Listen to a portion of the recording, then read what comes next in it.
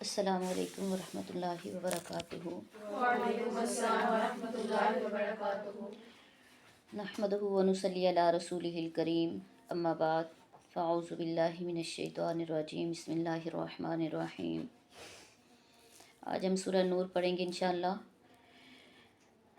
سورۃ انزلناہا وفرضناہا وانزلنا فیہا آیات بینات، یہ ایک صورت ہے جسے ہم نے نازل کیا ہے اور اس میں لوگوں پر جو فرض کر دیا گیا ہے اس میں واضح طور پہ آیات نازل فرمائی ہیں، لعلکم تذکرون، تاکہ تم اس سے نصیحت حاصل کرو۔ سورہ نور جو ہے یہ غزوہ بنی مصطلق کے بعد 6 ہجری میں نازل ہوئی۔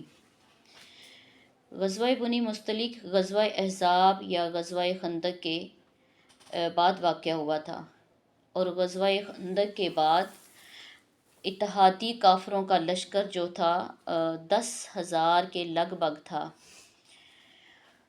یہ لشکر 1 ماہ کے بعد جب واپس لوٹا تو رسول اللہ صلی اللہ علیہ وآلہ وسلم نے فرمایا کہ آج کے بعد کافر مسلمانوں پر کبھی غالب نہیں آ سکتے، کیونکہ اسلام اور اسلامی ریاست اب اتنی مضبوط ہو چکی تھی، اب ان کے پاؤں اتنے مضبوط ہو چکے تھے، وہ اپنے پاؤں پہ قائم ہو چکی تھی۔ کفر کی جتنی بھی طاقتیں ہوتی، جتنے بھی قبیلے ہوتے، مشرکین مکہ، دوسرے مشرک عرب کے قبائل جو تھے، مدینہ کے یہود، منافقین، سارے کے سارے بھی اگر مل کے مسلمانوں کے اوپر حملہ آور ہوتے تو یہ تب بھی کبھی مسلمانوں کو ہرا نہیں سکتے تھے، شکست نہیں دے سکتے تھے۔ اب انہوں نے کیا سوچا کہ یہ تو بات ناممکن ہے کہ مسلمانوں کے اوپر ہم غالب آئیں، تو انہوں نے یہ تدبیر سوچی کہ ہم اب مسلمانوں کے اندر گھس کے لوگوں کے اندر غلط فہمیاں ڈالتے ہیں اور ان کو بدنام کرتے ہیں، ان میں پھوٹ ڈالتے ہیں۔ تو پھر وہ منافق بن کے مسلمانوں کے اندر گھسے اور پھر ان میں جو اپنا اپنا کردار وہ ادا کرتے رہے۔ غزوہ بنی مصطلق سے واپس سفر کے دوران عبداللہ بن جو ابی تھا، رئیس المنافقین، جو منافقوں کا سردار تھا، اس نے ایک سازش جو تھی نا وہ کی۔ اتفاق سے انصار اور مہاجرین کے درمیان جو کچھ جھگڑا ہو گیا تو عبداللہ بن ابی نے اس واقعے کو اتنی ہوا دی، یعنی باتوں کو اتنا اٹھایا پاس سے کہ ان کی آپس میں خوب لڑائی ہو گئی، اور پھر اس واقعے کو کنٹرول کرنا مشکل ہو گیا۔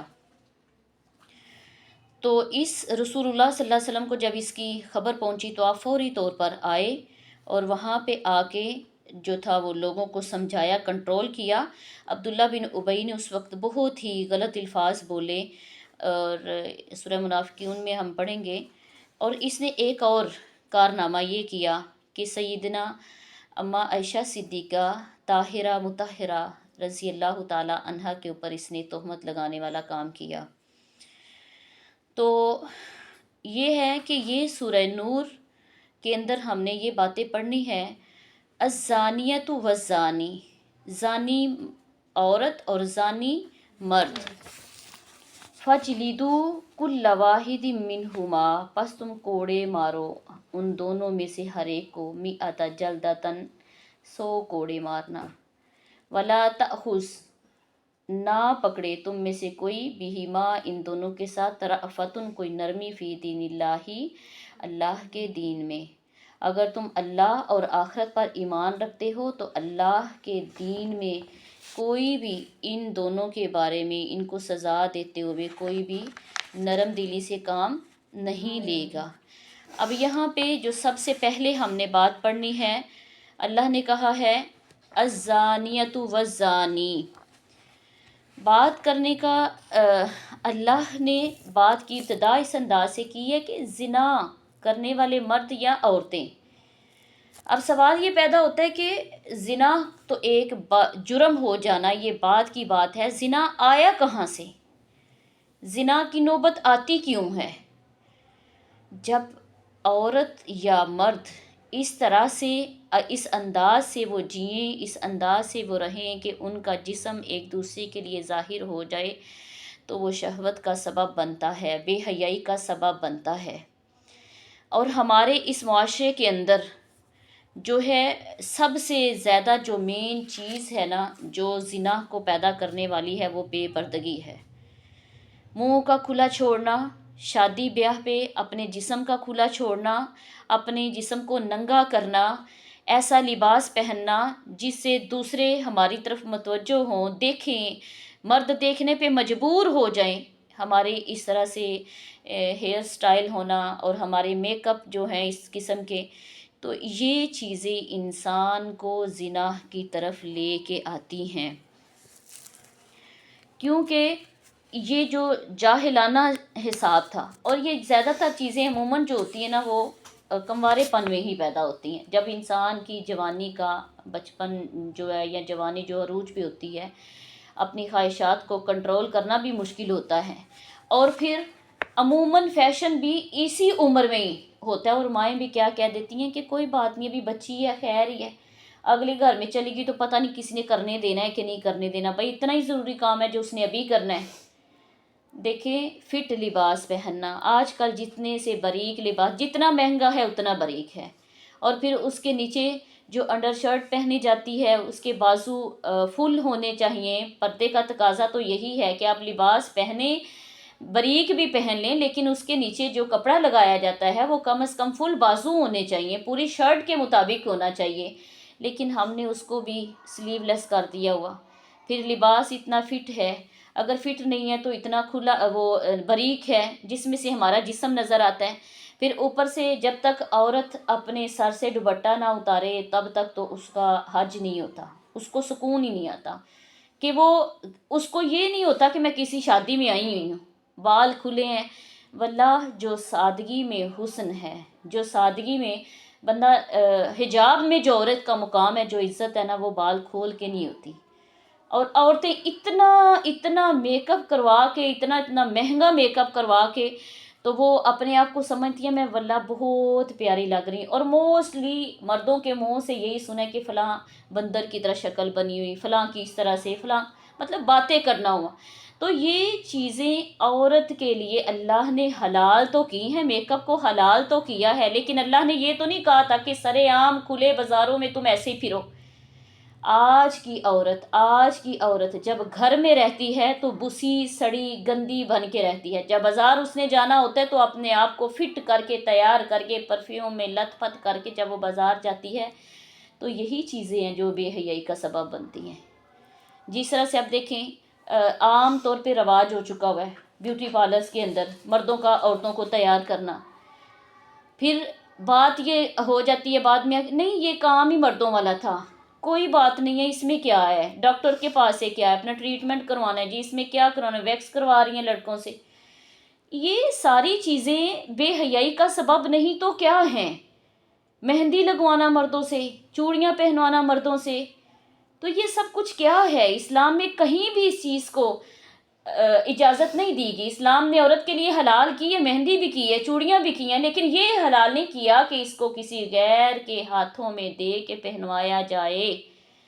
یہ ساری چیزیں زنا کا سبب بنتی ہیں، جس کی وجہ سے زنا کی باتیں ذہن میں آتی ہیں۔ اور اللہ رب العزت نے بھی کہا الزانیۃ والزانی، زنا کرنے والے مرد اور زنا کرنے والی عورتیں۔ اب دیکھیں جو مین چیز ہے نا ہمارے اندر، جو اس سورہ کو پڑھنے کا اور سیکھنے کا مقصد ہے، وہ یہی ہے کہ جتنا بھی ہو سکے ہم اپنے آپ کو باپردہ ہو کے رہیں، اپنے آپ کو پردے میں رکھیں۔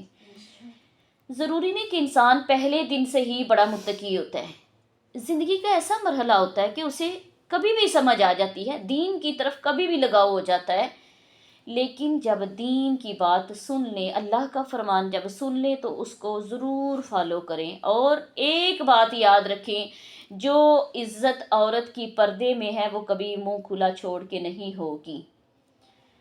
اب آپ فار ایگزامپل چھوٹی سی ایک بات ہے، آپ ایک کینڈی ہے، اس کو آپ ایک کو کھلا چھوڑ دیں، رکھ دیں، اور ایک کو کور کے اندر رکھیں، تو جو کھلی ہوگی اس کے اوپر مکھیاں مچھر سارا کچھ بیٹھے گا، اس کے اوپر سارا کچھ آئے گا۔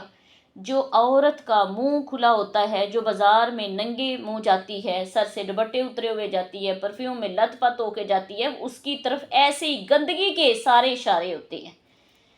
اور عورتیں اور لڑکیاں بڑی خوش ہو کے بتا رہی ہوتی ہیں کہ مجھے فلاں نے پرپوز کیا، مجھے فلاں نے میری طرف دیکھ کے اشارہ کیا، اس نے مجھے کہا تم بہت پیاری لگ رہی ہو۔ تو یہ چیزیں ہمارے لیے جینے کا سبب نہیں، ڈوب کے مرنے کا مقام ہے ایک عورت کے لیے، کیونکہ عورہ چھپی ہوئی چیز، تو جب ایک چیز کا مقصد ہی نام ہی چھپی ہوئی ہے، تو جو قبر کے اندر کھینڈی ہے وہ کتنے آرام سے ہے، سکون کے ساتھ ہے، صاف ستھری ہے، اور لینے والا جو باہر سے آئے گا وہ کون سی کھینڈی خریدے گا؟ خود سوچیں۔ ایک مرد ہے نا، کچھ لڑکے ایسے ہیں کہ وہ سوشل میڈیا پہ بیٹھے ہر لڑکی کے ساتھ چیٹ کر رہے ہوتے ہیں، لیکن جب اپنی شادی کی باری آتی ہے نا تو پھر وہ کہتے ہیں ایسی عورت چاہیے جس نے کبھی موبائل کو دیکھا بھی نہ ہو، کیونکہ وہ گھر میں آنی ہوتی ہے نا۔ تو یہ زنا ایک قرض ہے، زنا ایک قرض ہے۔ جس نے کسی کو میلی آنکھ سے دیکھا، گندے اشارے کیے یا کسی بھی طریقے کا زنا کیا، تو یہ زنا قرض ہے، پلٹ کے یا تو اس کے گھر میں آئے گا یا اس کی جو ہے وہ بیٹیوں پہ، بہن پہ۔ یہ چیزیں قرض ہیں اور ان کو کرتے ہوئے سوچنا چاہیے، اور عورت کا کردار اس میں بالکل صاف ستھرا ہونا چاہیے۔ کیوں اللہ کے رسول علیہ الصلاۃ والسلام نے فرمایا کہ جو زنا کرنے والا جو مرد ہے اس کا نکاح زانیہ عورت کے ساتھ ہی ہوگا، اور جو زنا کرنے والی عورت ہے اس کا نکاح زانی مرد کے ساتھ ہی ہوگا۔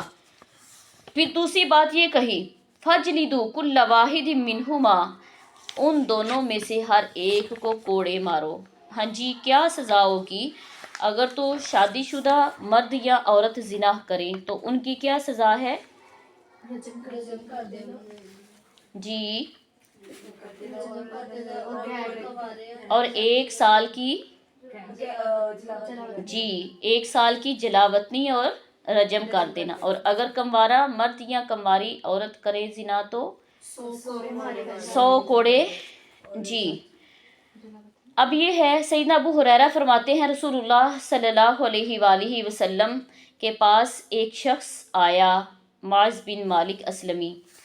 اس وقت آپ مسجد میں تھے، اس نے آپ کو آواز لگائی اور کہنے لگا، رسول اللہ صلی اللہ علیہ وآلہ وسلم سے کہنے لگا میں نے زنا کیا ہے۔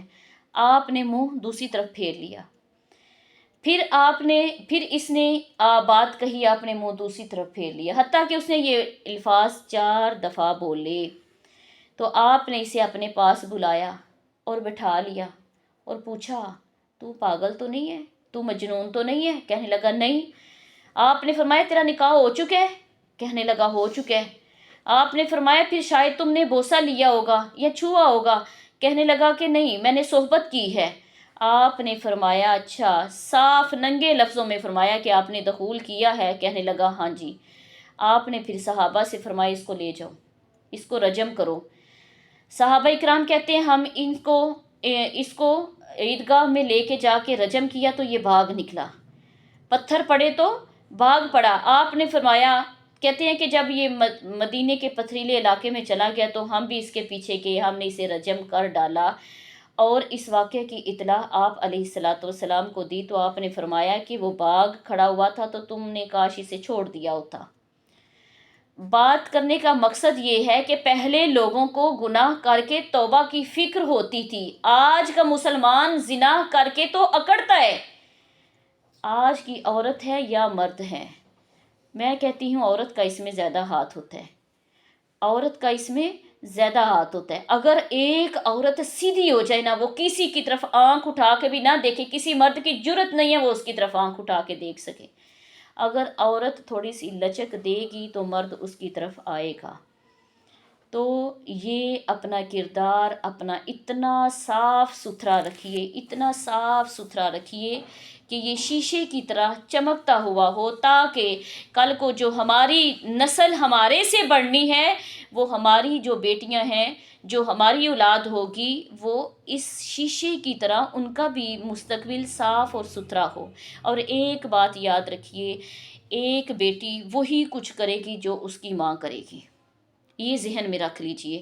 ایک عورت جو بھی کرے گی اس کی اولاد وہی کرے گی، یہ عموماً بات ہے۔ اگر ماں کو کوکنگ کا شوق ہے تو بچی بھی اس طرف ہاتھ بڑھائے گی، اگر ماں کو سلائی کا شوق ہے تو بچی بھی اسی طرف، اگر ماں کو باہر منہ کھلے چھوڑ کے تو ٹک ٹاک بنانا اور باہر نکلنا اور لوگوں سے کھل کھل کے باتیں کرنا، تو بیٹی بھی ویسی ہی ہوگی۔ تو اگر ماں با پردہ ہوگی، با حیا ہوگی، تو بیٹی بھی ویسی ہی ہوگی۔ اگر ماں زانیہ ہوگی تو عورت بھی، بیٹی بھی ضرور ایسی ہوگی۔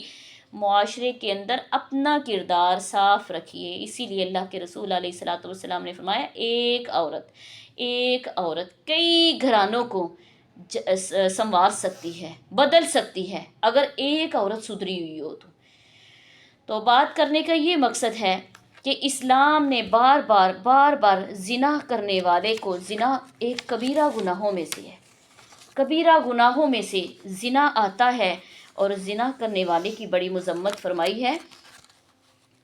ایک سیدنا عبداللہ بن عمر فرماتے ہیں کہ آپ کے پاس ایک یہودی اور یہودن لائے گئے جنہوں نے بدکاری کی تھی۔ آپ نے یہودی سے پوچھا، تم اپنی کتاب میں اس رجم کی کیا سزا پاتے ہو، اور اس زنا کی، اس جرم کی؟ تو کہنے لگے کہ ہمارے جو عالم تھے نا، وہ تو منہ کالا کر کے، تو جو تھا نا وہ اس کو کیا کہتے ہیں، دم کی طرف منہ کر کے، تو جانور کے اوپر، کسی گدھے کے اوپر سوار کر کے، تو اس کو پورا چکر لگواتے ہوتے تھے، یعنی اس طرح سے بس رسوا کر دیتے تھے۔ ابھی یہ سنا تو عبداللہ بن اسلام پاس بیٹھے ہوئے تھے، انہوں نے کہا، یا رسول اللہ، آپ اسے بولیے کہ تورات تو لے کے آئیے۔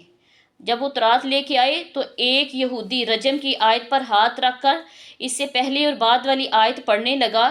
عبداللہ بن اسلام نے کہا کہ اللہ کے رسول، اسے بولیے اپنا ہاتھ ذرا اٹھائیے۔ جب اس نے اپنا ہاتھ اٹھایا تو نیچے رجم والی آیت موجود تھی، اور جب دیکھا رسول اللہ صلی اللہ علیہ وآلہ وسلم نے دونوں کو رجم کرنے کا حکم دے دیا۔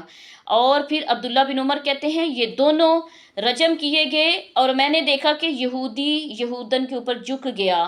تو اب اللہ کے رسول علیہ الصلوۃ والسلام، کوئی بھی ایسا رجم کے بارے میں ایک اور بھی آیت آتی ہے، اس کے بارے میں کئی جگہوں پر یہ جو آتا ہے کہ اگر کسی کو سزا دینی ہو، کوڑے مارنے ہو، تو کوڑا بھی اتنا سخت نہیں ہونا چاہیے کہ اس کی کھال ہی اتار دے، اگر نرم بھی ہو، اور اتنا بھی نرم نہ ہو کہ اس کے اوپر اثر ہی نہ کرے، اور پھر مارنے والا جو جلاد ہے وہ بھی اس قسم کا نہ ہو کہ وہ اپنا ہی کوئی انتقام لے رہا ہو، بلکہ درمیانی روش میں ان کو سزا دی جائے، اور سزا ضرور دی جائے۔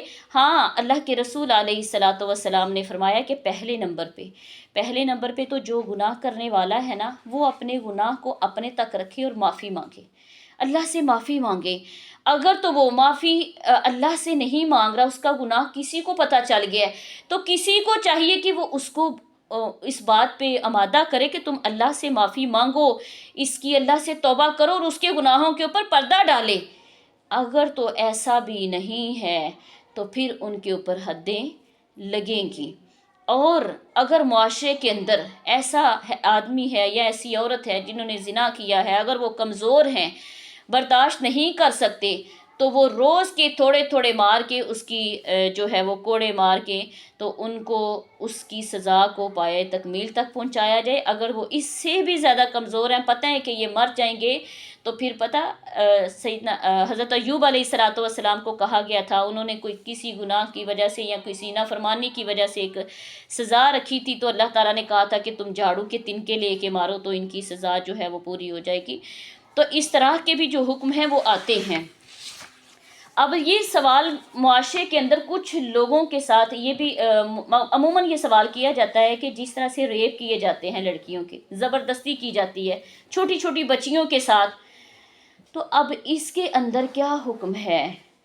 سیدنا علقمہ بن وائل کندی اپنے باپ سے روایت کرتے ہیں کہ وہ دور نبوی میں ایک عورت یعنی فجر کی نماز کے ارادے سے نکلی تو وہ اسے ایک مرد ملا جس نے اسے چھپا لیا اور اس سے اپنی حاجت پوری کرنے لگا تو وہ عورت چیخنے لگی۔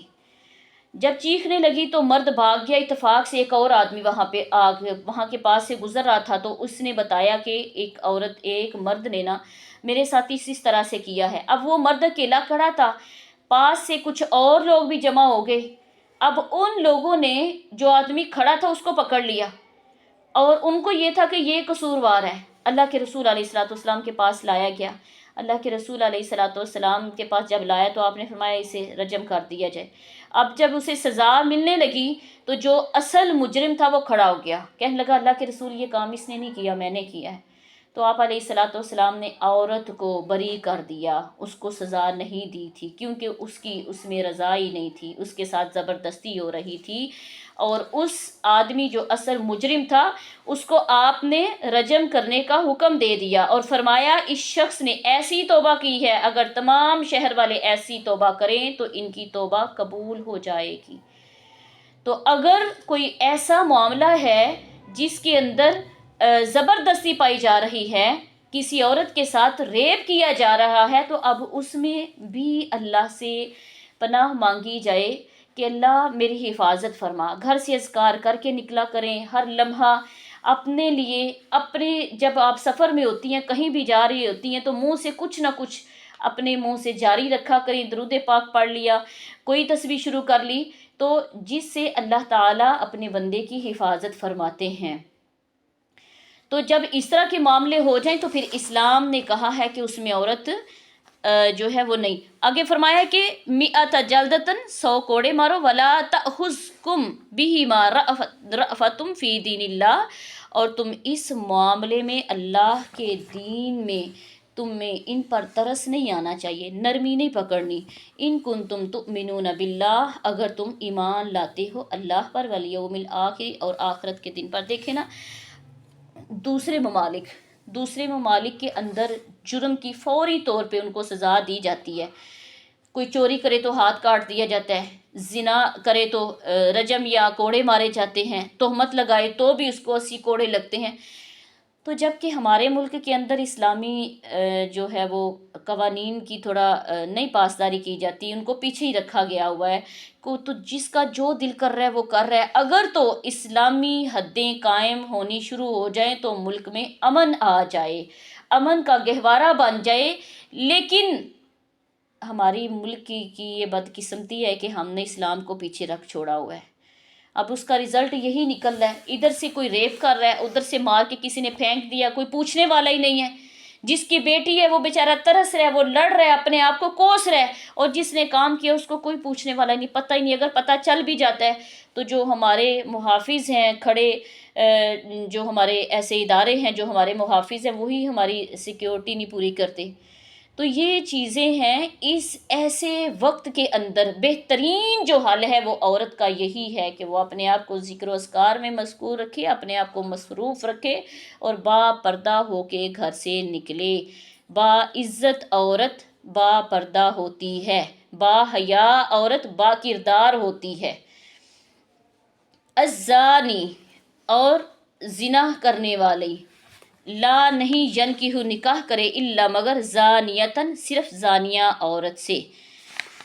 زانی مرد صرف کس سے نکاح کر سکتا ہے؟ زانیہ عورت سے۔ او مشرکتن، یا پھر مشرکہ سے۔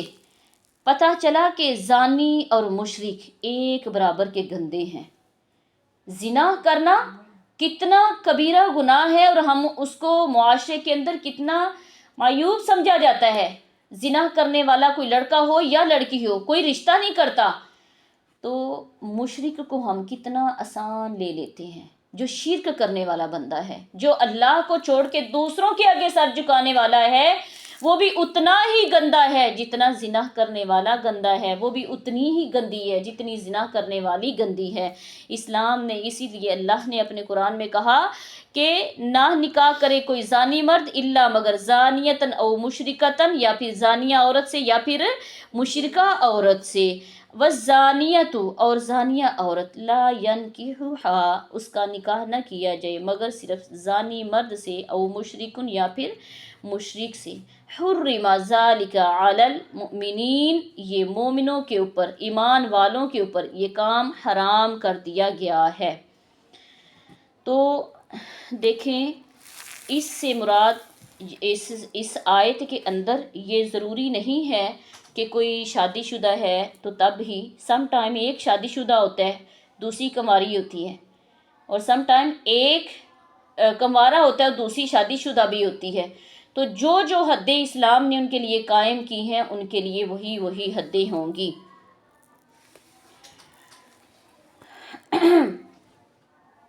اب کہا یہ بات ہے والذین یرمون، اور وہ لوگ جو تہمت لگاتے ہیں۔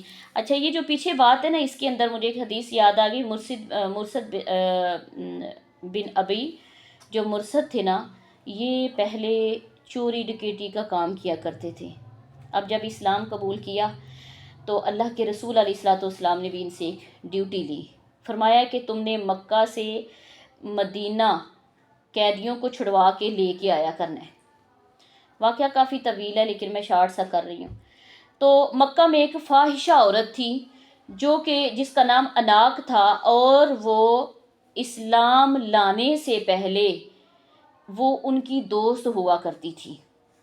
اب ایک رات مرثد جو تھے نا مکہ کے قیدیوں میں سے ایک شخص سے وعدہ کر رکھا تھا کہ وہ اسے مدینہ میں لے جائیں گے۔ مرثد کہتے ہیں کہ میں چاندنی رات کی دیواروں میں میں نا دیواروں کے سائے میں چھپتے چھپتے تو میں جا رہا تھا، اناق آئی، وہ عورت آئی، اس نے مجھے دیکھ لیا، پہچان لیا، کہنے لگی آج کی رات میرے ساتھ گزارو۔ تو اب مرثد کہتے ہیں کہ میں نے اسے کہا کہ اللہ نے زنا حرام کر دیا ہے، تو وہ بول اٹھی کہ یا تو میرے ساتھ رات گزارو یا میں شور ڈال دوں گی۔ تو مرثد کیا کہنے لگے کہ اللہ نے زنا کو حرام کر دیا ہے، میں نے اب اسلام قبول کر لیا ہے، میں یہ کام نہیں کروں گا۔ اب اس نے شور ڈال دیا، اس نے کہا اٹھو خیمے والوں اٹھو، یہ وہی انسان، وہی بندہ ہے جو آپ کے روزانہ قیدی چرا کے لے کے جاتا ہے، وہی بندہ ہے۔ مرثد کہتے ہیں کہ میں بھاگا دوڑا اور میں ایک غار میں جا گھسا۔ اب یہ لوگوں نے میرا پیچھا کیا یہاں تک کہ یہ ڈھونڈتے ڈھونڈتے مجھے اس غار کے اوپر پہنچے جس میں میں تھا، اور انہوں نے اتنے قریب تھے کہ انہوں نے پیشاب کیا تو میرے سر پہ گرا، لیکن اللہ نے بچانا تھا، ان کی نظر میرے اوپر نہیں پڑی تھی۔ کہتے ہیں کہ پھر میں اپنے ساتھی کو لے کے آیا، اور وہ بھی جسم کا تھوڑا بھاری تھا، مجھے اس نے تھکا دیا، میں اس کو اپنے کندھوں پہ بٹھایا اور اس کو لے کے آیا۔ تو کہتے ہیں جب میں آیا تو آپ علیہ الصلاۃ والسلام کے پاس حاضر ہو کر کہا یا رسول اللہ میں نے اناق سے نکاح نہ کر لوں، یعنی وہ میرے سے بڑی محبت کرتی ہے، تو اب میں کیا کروں؟ آپ چپ رہے۔ تو کہتے ہیں اللہ نے اس کے بعد یہ آیت نازل فرمائی کہ الزانیۃ والزانی لا ینکحوا الا زانیۃ او مشرکۃ والزانیۃ لا ینکحها الا زان او مشرک حرم ذلک علی المؤمنین۔ یہ آیت پھر نازل ہوئی کہ اگر تو کسی نے نکاح کرنا ہے تو پھر وہ اس کو مسلمان کرے، وہ مسلمان ہو تو پھر نکاح ہو سکتا ہے۔ لیکن ہمارے معاشرے کے اندر دیکھیں کیا ہو رہا ہے سوشل میڈیا کے اوپر، فلاں مسلمان تھا جی تو وہ کسی انڈین عورت کے پیچھے وہ اس نے اپنا اسلام چھوڑ دیا، اور کوئی مسلمان عورت ہے جو انڈیا کی خاطر اپنا اسلام چھوڑ رہی ہے۔ تو یہ کیا ہے چیزیں؟ یہ اسلام کوئی عام سی چیز نہیں ہے جسے ہم لے بھی لیے اور واپس بھی کر دیں۔ اسلام سے مرتد ہونا قتل، اللہ کے رسول نے اس کے لیے قتل واجب القتل قرار دیا ہے، جبکہ ہم اتنا ایزی لیتے ہیں ان مسائل کو۔ اللہ کہتے ہیں والذین یرمون المحصنات، اور وہ لوگ جو تہمت لگاتے ہیں ایسی پاک دامن عورتوں پر، ثم لم یأتوا پھر نہیں وہ لے کے آتے باربعۃ شہداء 4 گواہ، فجلدوہم پس تم ان کو کوڑے مارو، سمانین جلدتن، کتنے کوڑے؟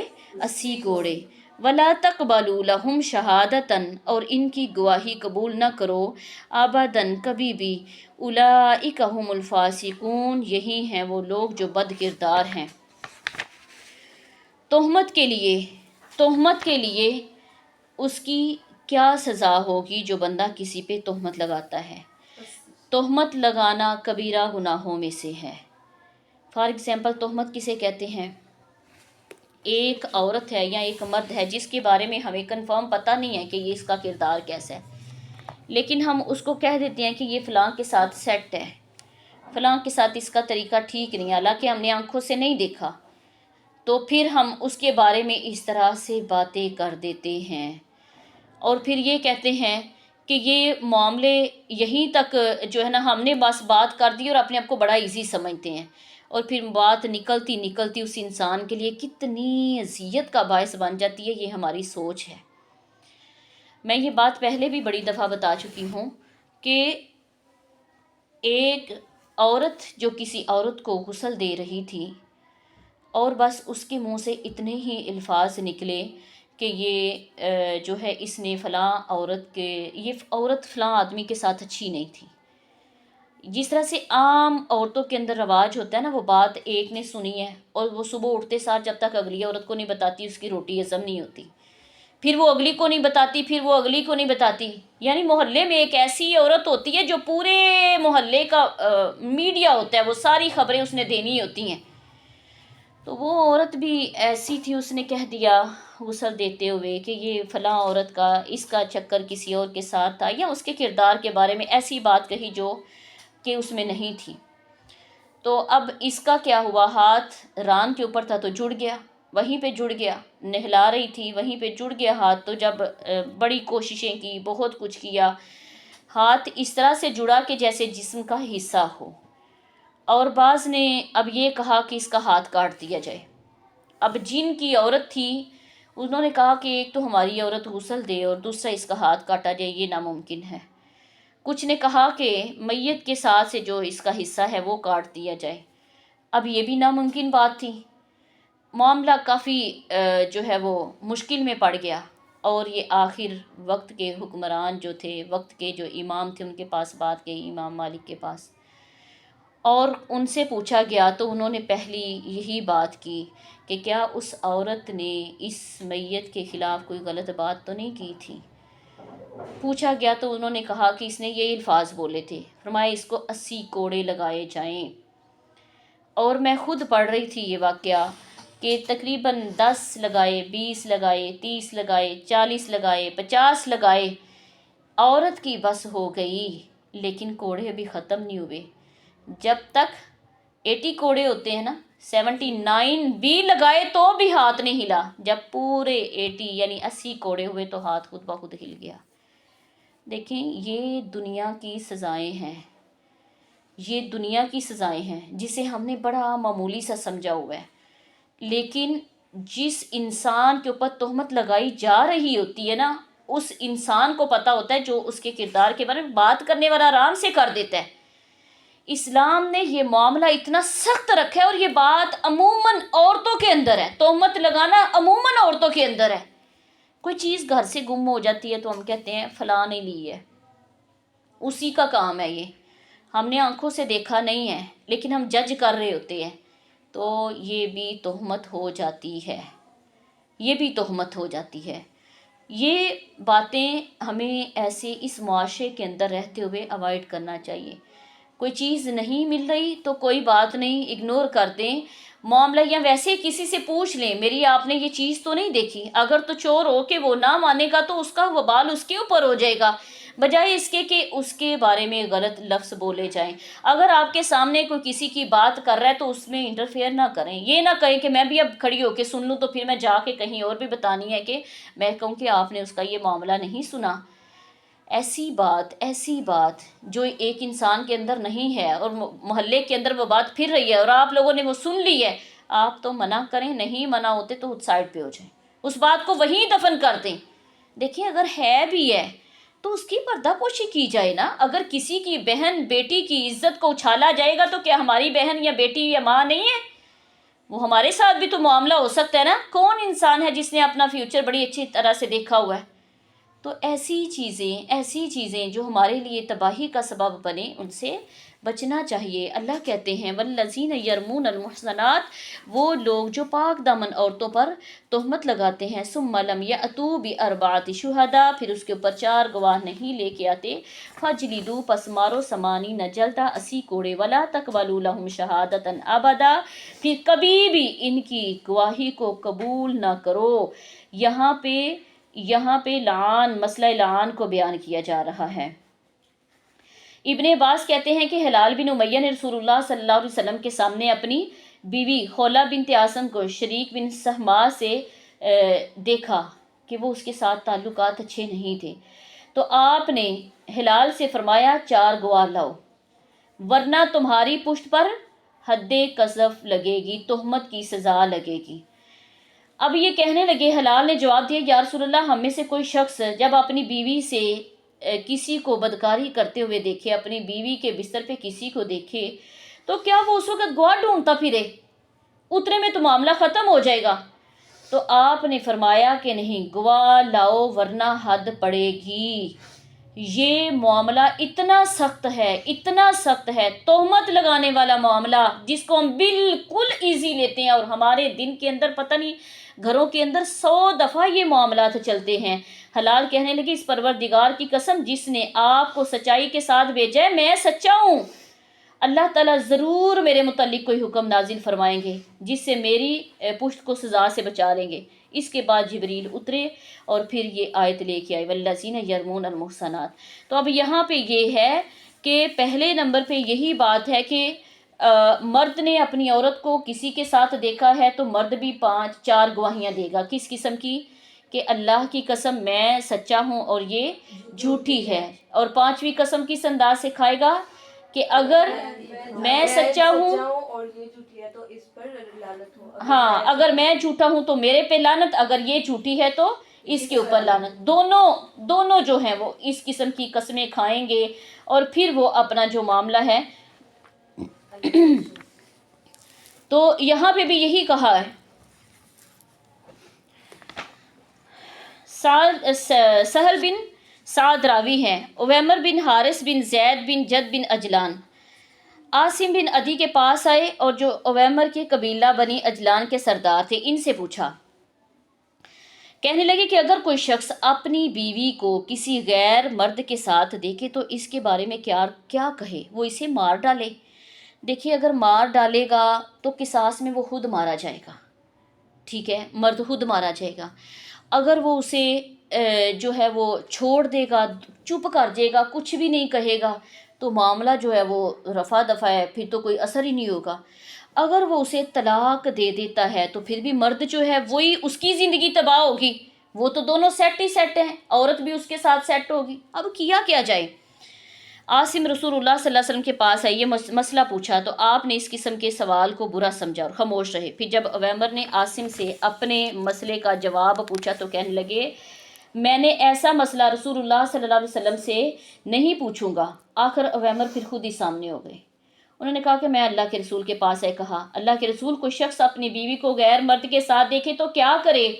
تو اس کو مار ڈالے یا قصاص کرے؟ آخر کیا کرے؟ تو آپ نے فرمایا اللہ تعالیٰ نے تیری اور تیری بیوی کے بارے میں قرآن نازل فرمایا ہے. آپ نے ان دونوں میاں بیوی کو لعن کرنے کا حکم دیا تھا. اور قرآن میں جب حکم نازل ہوا تو عویمر نے اپنی بیوی سے لعن کرنے کے بعد کہا کہ یا رسول اللہ، اب اگر میں اس عورت کو رکھوں تو میں ظالم ہوں. عویمر نے اپنی بیوی کو طلاق دے دی اور بعد میں اسے لعن کرنے والوں میں یہی طریقہ جاری ہو گیا. لعن کے بعد آپ نے فرمایا دیکھتے رہو، اس عورت کا بچہ اگر پیدا ہوا تو وہ سانولا اور کالی رنگت والا اور کالی آنکھوں والا اور بڑے سرین والا، موٹی پنڈلیوں والا ہوگا تو میں سمجھوں گا کہ عویمر نے اپنی بیوی کے متعلق سچ کہا ہے. اگر بچہ گرگٹ کی طرح سرخ رنگ کا ہوا تو میں سمجھوں گا کہ عویمر نے اپنی بیوی کے اوپر تہمت لگائی ہے، یعنی بچے کی مشابہت جس کس ہوتی ہوگی. عموماً دیکھنے میں آیا کہ بچہ عموماً، میں کہتی ہوں یہ بھی ایک اللہ کا احسان ہے اس دور کے اندر کہ بچے کی زیادہ سے زیادہ مشابہت اپنے باپ سے ہوتی ہے. کیوں؟ جتنا زنا ہے اس معاشرے کے اندر، جس قدر زنا عام ہو چکا ہوا ہے، اس میں بچے کی شکل کا باپ سے ملنا عورت کے لیے سعادت مندی ہے، عورت کے لیے پاک باز ہونے کا ایک ذریعہ ہے اس میں. اب جب یہ بچہ پیدا ہوا تو اس کی علامات جو تھی، جو اس اور آدمی سے مشابہت رکھتی تھی، اس میں اویمر سچے نکلے. آپ نے پھر اس عورت کا نسب نامہ اس کی ماں سے ملا دیا. تو بات کرنے کا مقصد یہ ہے کہ اگر ایسے معاملات زندگی کے اندر آ جاتے ہیں تو اس میں ہم نے یہ پڑھا ہے، اسلام نے اس کے لیے یہ حدیں بتائی ہیں کہ ایسے لوگ جو گواہی لے کے آئیں اور پھر گواہ پیش کریں یا پھر ان کے اوپر کتنے کوڑے مارے جائیں، ولا تقبلوا لهم شہادتاً، پھر وہ اس قدر گر چکے ہوتے ہیں کہ پھر ان کی گواہی قبول نہیں ہوتی. اولئک هم الفاسقون الا الذین تابوا من بعد ذلک واصلحوا. اسلام کتنا خوبصورت دین ہے. اسلام نے کہا ہے کہ اگر کوئی بندہ اس میں معافی مانگ لیتا ہے، توبہ کر لیتا ہے، اپنی زندگی میں کبھی پہلے اس کا بڑا عروج تھا گناہوں کی طرف، اب اس کا دل مائل ہو ہی جاتا ہے، اس کے دل میں اللہ کی یاد آ ہی جاتی ہے، مگر وہ لوگ جنہوں نے توبہ کر لی من بعد ذالک، اس کے بعد واصلحوا، اور اپنی اصلاح کر لی، فإن اللہ غفور الرحیم، تو بے شک اللہ تعالیٰ بخشنے والے اور. تو اب بات کرنے کا مقصد یہ ہے کہ ایسے لوگ جو پہلے کسی گناہ کے مرتکب ہوں لیکن بعد میں وہ توبہ کر لیں تو ان کے اوپر بھی تانا زنی نہیں کرنی چاہیے. ہمارے معاشرے کے اندر کیا ہوتا ہے، جب کوئی توبہ کر لیتا ہے تو پھر اسے کہتا ہے پتہ سی جاننے ہیں تینوں، تو جنی کو ہے میں نا سانو پتہ ہے. پھر اس کے اوپر کیا کیا جملے کسے جاتے ہیں کہ کیا کیا بلی چوہے کھا کے اب حج کو چلی. اس طرح کے جو معاملے ہیں یہ انسان کو بڑا ٹھیس پہنچاتے ہیں، کیونکہ اس نے تو اللہ کے ہاں تو توبہ کر لی ہوتی ہے، لیکن جب ایک انسان، وہ تو اللہ کا اور بندے کا معاملہ ہے نا، اللہ کو پتہ اس نے کس قدر سچی اور پکی توبہ کی ہے. وہ اب کس قدر میں بھی جو جس کام سے وہ اتنی محبت رکھتا تھا، اب اس کو اسی کام سے اتنی نفرت ہو گئی ہو اللہ سے توبہ کرنے کے بعد، اور ہمارے ذہنوں میں وہی نقشہ رہتا ہے. اسلام کہتا ہے کہ جو بندہ توبہ کر لیتا ہے، کیونکہ آپ نے بھی وہ بات حدیث پڑھی کہ وہ غامدیہ عورت کی علاقے کی عورت تھی جس نے زنا کیا، تو اللہ کے رسول علیہ السلام کے پاس آئی، میں نے زنا کیا ہے. تو آپ نے فرمایا کہ اسے رجم کرو. اس نے بولا کہ میں ابھی امید سے ہوں، میری جو ہے وہ پیٹ میں بچہ ہے. آپ نے فرمایا جب پیدا ہوگا تو آنا. پیدا ہوا تو پھر آئی، پھر کہا اللہ کے رسول جی مجھے اب حد لگائیے. کہا ابھی تیرا بچہ چھوٹا ہے، بڑا ہو لے، تھوڑا سا دودھ پیتا ہے نا، کوئی اور چیز کھانی شروع کر لے. پھر اس نے خود روٹی کا ٹکڑا ہاتھ میں پکڑایا اور لے آئی. اللہ کے رسول اب دیکھیں یہ کھانے لگ گیا. آپ نے اس کو رجم کرنے کا حکم دیا، اور اس کی جو تھے وہ خون کے چھینٹے صحابی کے کپڑوں پہ پڑے تو انہوں نے کراہیت محسوس کی، ناپسند کیا. تو اللہ کے رسول علیہ السلام نے کیا فرمایا، اس نے ایسی توبہ کی ہے کہ اگر سارے مدینے والے مل کے ایسی توبہ کریں تو اللہ ان کی توبہ کو قبول کر لے. تو یہ بات ہے کہ اگر کوئی بندہ توبہ کر لے، وہ معاملہ اس کا اور اللہ کا ہے، اس میں ہم لوگ نہیں ہو سکتے. کبھی بھی کسی کے گناہ کو اس کو تانے میں نہ لے کے ہو کہ تم ایسے کرتی تھی، تم ایسے کرتی تھی. وہ اس کا اور اس کے رب کا معاملہ ہے، اس نے اپنی قبر میں جانا ہے. اگر اس نے اچھا کیا تو اپنے لیے. ایک وہ انسان جس کو بار بار، ایک دفعہ کسی نے شراب پی لیا تو اب اس کو بار بار شرابی ہو تم. ایک دفعہ کسی نے چوری کی ہے تو اسے بار بار ہم یہ کہتے ہیں تم چور ہو، یہ ہے چور نہیں. اب وہ گناہ نہیں چھوڑے گی، وہ کہتی ہے میں بدنام تو ہو گئی ہوں، اب کیوں نہ کاری کیوں نہ لوں.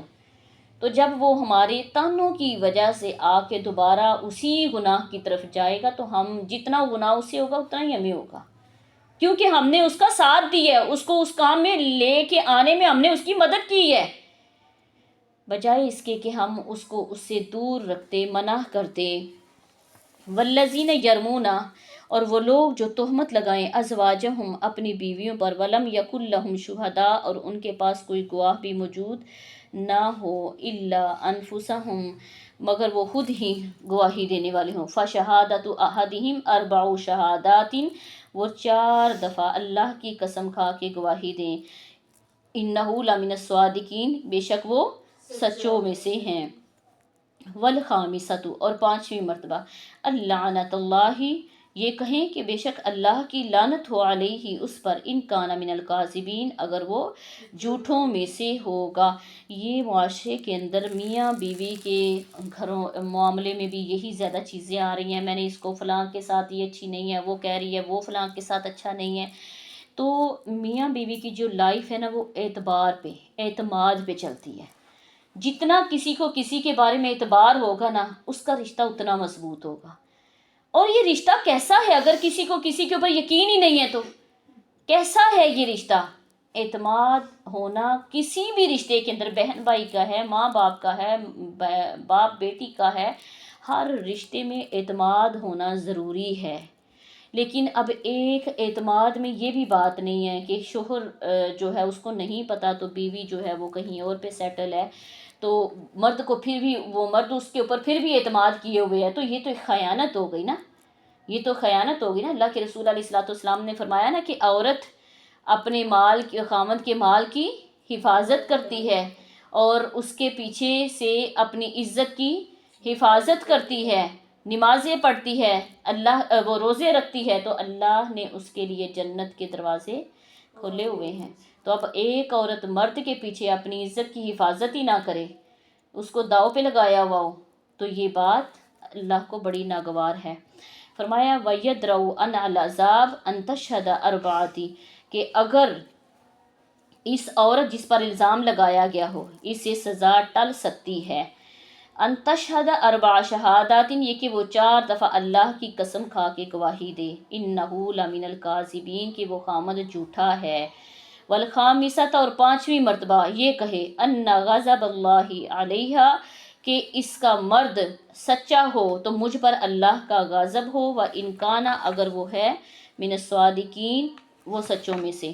تو یہی مسئلہ لعان ہے جو ہم نے پہلے پڑھ چکے ہیں کہ اگر کوئی اس طرح کے معاملات ہوں تو اسلام نے اس کا حل بتایا ہے۔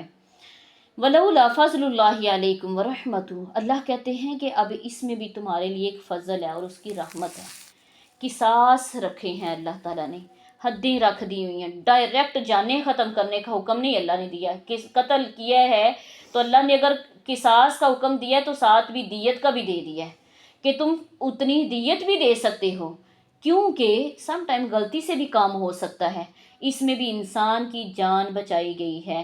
اسی طرح سے اگر یہ گناہ ہے، کبیرہ گناہ ہے، تو اللہ نے ان کی حدیں رکھی ہیں، ڈائریکٹ مارنے کا حکم نہیں دیا، تو یہ اللہ کا بندے کے اوپر کیا ہے؟ فضل ہے۔ ایک یہ فضل اور دوسرا یہ کہ اللہ نے کہا جو توبہ کر لے، جو پکی اور سچی توبہ کر لے اللہ اسے معاف کرنے والا ہے، تو یہ بھی اللہ کا کیا ہے؟ فضل ہے، جو اس نے ہر وقت ہمارے لیے اپنے گھر کے دروازے کھلے رکھے ہیں۔ وَلَوْلَا فَضْلُ اللَّهِ عَلَيْكُمْ اور اگر اللہ کا فضل نہ ہوتا تم پر، وَرَحْمَتُهُ اور اس کی رحمت نہ ہوتی، وَأَنَّ اللَّهَ اور بے شک اللہ تعالیٰ تواب حکیم توبہ قبول کرنے والے اور حکمت والے ہیں۔